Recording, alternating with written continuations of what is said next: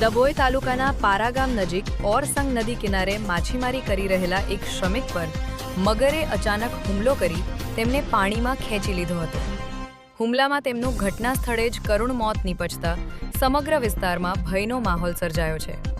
મૃતકની ઓળખ બજારિયાભાઈ ઉર્ફે દિનેશભાઈ નરસુભાઈ નાયક તરીકે થઈ છે. તેઓ મધ્યપ્રદેશના અલીરાજપુર જિલ્લાના રહેવાસી હતા અને પારા ગામમાં ખેતમજૂરી કરતા હતા. માછીમારી દરમિયાન મગરે તેમના પર હુમલો કરી ગંભીર ઈજાઓ પહોંચાડી હતી. બાદમાં સ્થાનિકોએ તેમનો મૃતદેહ બહાર કાઢ્યો હતો. ઘટનાની જાણ થતાં ચાંદોદ પોલીસ અને વન વિભાગની ટીમ સ્થળ પર પહોંચી હતી. પોલીસે મૃતદેહને પોસ્ટમોર્ટમ માટે મોકલી અકસ્માત મોતનો ગુનો નોંધી વધુ તપાસ હાથ ધરી છે. સ્થાનિકોએ ઓરસંગ નદીના કાંઠે માછીમારી પર પ્રતિબંધ, કડક પેટ્રોલિંગ અને સુરક્ષાની અસરકારક વ્યવસ્થા કરવાની માંગ ઉઠાવી છે. આ હતા અત્યાર સુધીના મહત્વના સમાચાર.